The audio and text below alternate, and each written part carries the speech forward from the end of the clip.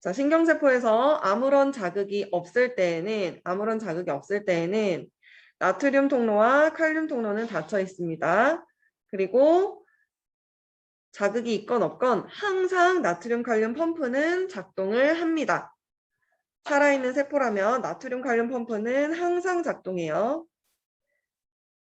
항상 작동하니까 아무런 자극이 없을 때도 당연히 작동을 하겠죠. 자, 아무런 자극이 없는, 그냥 자극 없이 그냥 가만히 있는 이 상태의 신경세포를 분극 상태라고 부르고, 이때 신경세포의 안쪽과 바깥쪽에 전기적인 위치를 측정을 했어요. 자, 위치라고 표현하는 게 조금 직관적으로 와닿진 않지만 그래도 그냥 이 과학자들이 이렇게 표현하는구나 라는 거 알아두면 되겠습니다. 세포의 안쪽과 바깥쪽의 전기적인 차이, 전기적인 위치 차이라고 해서 전위차라고 부르고요.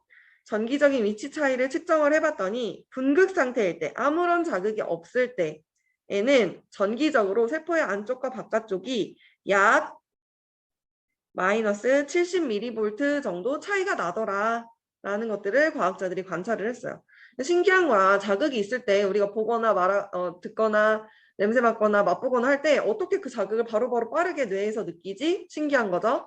그래서 신경세포에서 전류가 흐른다는 걸 알았고, 전류가 흐르네? 그럼 세포의 안쪽과 바깥쪽은 어떤 차이가 있을까? 이렇게 측정을 해본 거예요. 그렇게 측정을 해봤더니 전기적으로 마이너스 70mV의 차이가 나더라 라는 걸 발견했고, 이때의 전기적인 위치의 차이를 이거 우리 쉬는 시간의 전위 차이니까 휴지전이라고 부르자라고 약속을 한 거예요.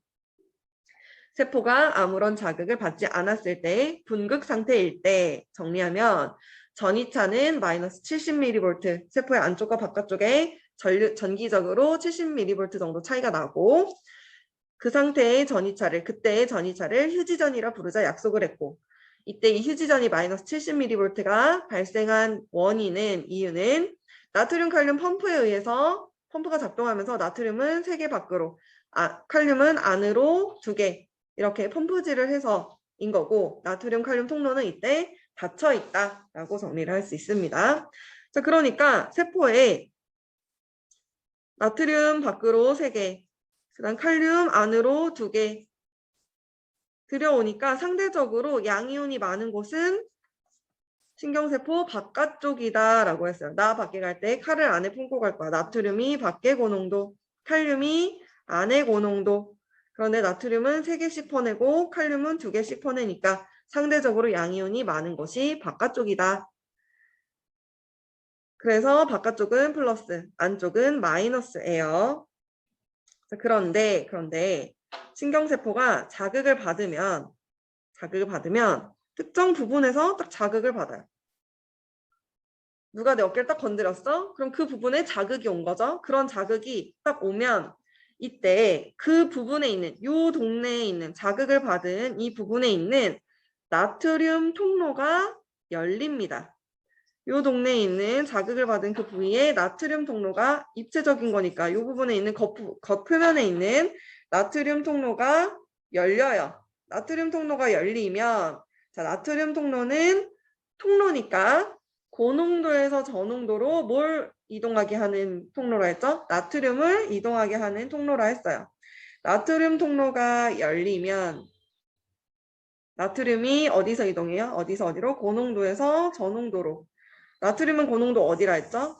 세포 밖이라 했죠? 세포 밖에서 안으로 들어옵니다. 세포 밖에서 안으로 들어와요. 그러면 나트륨이 유입된다라고 정리할 수 있겠죠. 자, 언제? 자극을 받을 때. 자, 자극을 받은 이 상태를 뭐라 부르냐면요. 분극 상태를 벗어났다라고 해서 탈분극 상태 라고 부르기로 약속을 했습니다. 그리고 이때도 마찬가지로 세포의 안쪽과 바깥쪽을 측정을 해봤더니 이때는 약 플러스 30mV의 전기적인 차이가 존재하더래요.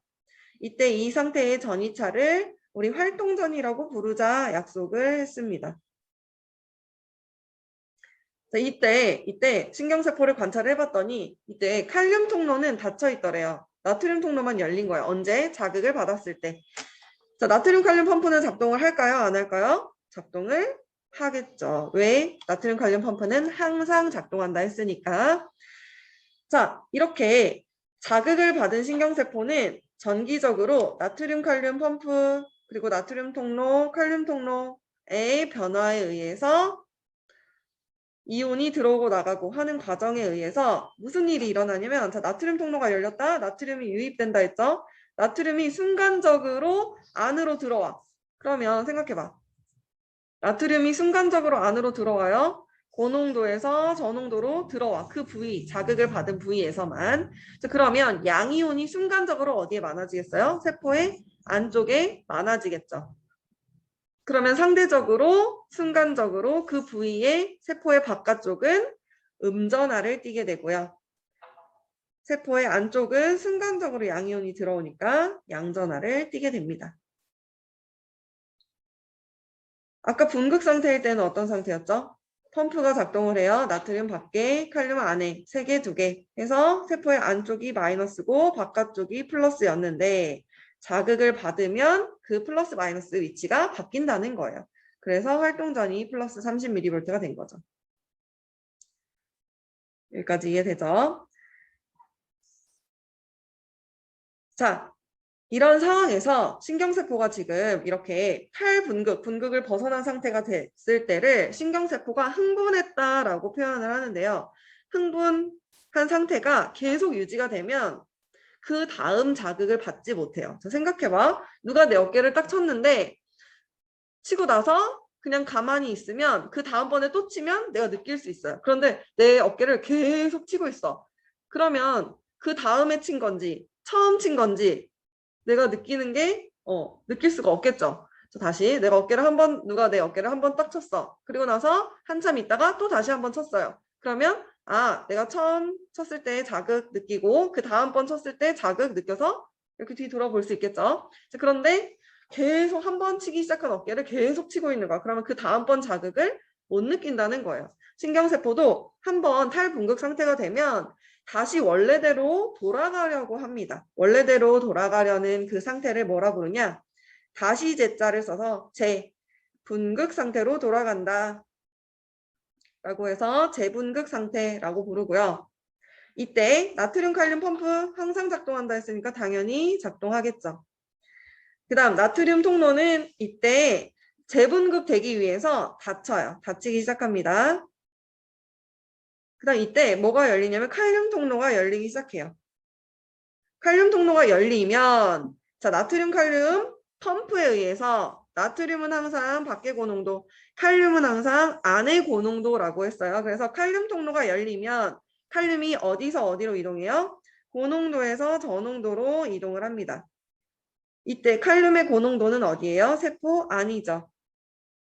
저농도는 세포 밖이에요. 고농도에서 저농도로 칼륨이 어떻게 돼요? 유출되겠죠. 어디서 어디로? 세포 안에서 밖으로. 고농도에서 저농도로. 딱 열렸다 하면 고농도에서 저농도로 이동을 하는 겁니다. 자, 그러면 양이온이 유출되는 중이죠. 순간적으로 세포 밖으로 빠져나가. 그럼 순간적으로 신경세포의 바깥쪽에 뭐가 많아져요? 순간적으로 양이온이 많아져요. 순간적으로 상대적으로 세포의 안쪽에는 양이온이 적어져요. 그래서 세포의 안쪽과 바깥쪽에 전류가 이렇게 플러스 마이너스가 바뀌게 되는 겁니다. 그러면 재분극 상태 된 거 봤더니 어때요? 분극 상태랑 똑같죠. 세포의 안쪽이 마이너스, 바깥쪽이 플러스. 뭐 때문에? 칼륨 통로가 열렸기 때문에. 언제? 재분극일 때. 자, 이렇게 재분극 상태가 되었어요. 그리고 나면 재분극 상태가 되고 나면 다시 평온한 상태를 찾은 거예요. 분극 상태가 된 겁니다. 그러면 이때는 당연히 나트륨 칼륨 펌프 작동을 할 것이고요. 그 다음 나트륨 통로 닫힌 채로 분극 상태 됐으니까 이제 칼륨 통로도 닫힐 거예요. 그러면 아까 맨 처음 이 분극 상태와 같은 상태가 되는 거죠. 이때 신경세포 여전히 안쪽은 마이너스, 바깥쪽이 플러스 상태를 유지합니다. 여기까지 정리하세요. 필기한 거 쌤이 보내줬죠. 자, 그래서 신경세포가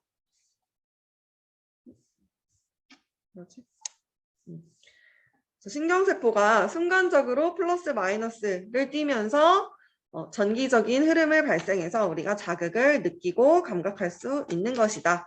자, 그러면 신경세포 하나에서 일어나는 일을 한번 정리해보면 축삭돌기에서 신경세포 분극 상태일 때 아무런 자극이 없을 때 신경세포 안쪽은 마이너스, 바깥쪽은 플러스 상태인데 자극을 받으면 신경세포가 자극을 받으면 그 자극을 받은 그 부위, 그 동네에 나트륨 통로가 열리면서 나트륨 이온이 유입된다. 그럼 순간적으로 세포의 안쪽은 플러스, 바깥쪽은 순간적으로 마이너스를 띠게 된다. 라고 했고, 그 다음에 얘는 다시 원래대로 돌아오려고 한다 했죠. 이때 나트륨 이온이 들어왔어요. 들어오면 많아졌네? 그리고 옆으로 퍼져나가요. 그러면 이 옆 동네에 있는 나트륨 통로들도 열려요. 나트륨 통로 열려. 그래서 또 이 동네도 나트륨이 들어올 수 있습니다. 그럼 나트륨 이온이 들어왔어. 이 옆 동네도 뭐가 되는 거예요? 탈분극 상태가 되는 거예요. 이때 또 나트륨 이온이 들어왔으니까 나트륨 이온이 또 옆으로 퍼져요. 그럼 그 옆 동네도 또 탈분극돼요. 그럼 또 나트륨 통로 열려서 나트륨 이온 들어와요. 탈분극돼요. 점점점 옆으로 퍼져 이러면서 전기가 흐르는 전기적인 흐름이 발생해서 내 손끝의 자극이 전기적인 흐름으로 쭉 해서 내 뇌로 딱 바로 오는 거예요. 이런 전기적인 흐름에 의해서. 자, 그러면 이 나트륨 이온이 옆 동네로 이동을 했을 때 이 옆 동네가 탈분극 상태가 된다 했죠. 그러면 원래 탈분극이었던 처음에 이 나트륨 이온을 확산시킨 이 동네는 다시 원래대로 돌아가려는 재분극 상태가 됩니다. 이해돼요? 타이밍을 잘 보세요. 맨 처음에 1번 탈분극 됐어요. 그리고 나서 나트륨 이온이 들어왔네. 그러면 옆 동네 두 번째로 이제 탈분극이 됩니다. 이때 두 번째 타이밍일 때 이 첫 번째 동네는 재분극이 되기 시작하는 거예요. 자, 그리고 세 번째 타이밍일 때 옆 동네는 그 옆 동네는 또 이제 탈분극 되기 시작하겠죠. 그때 잠깐만 이렇게 하면 헷갈리겠지?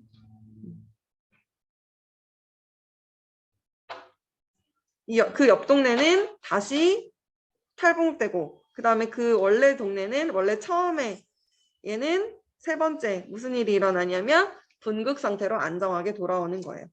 얘가 분극 상태로 돌아오고 있을 때 얘는 어떻게 되겠어? 얘는 그제서야 재분극 되기 시작하겠죠. 뭔가 숫자가 이상한데? 자, 우리 교과서로 정리할게요.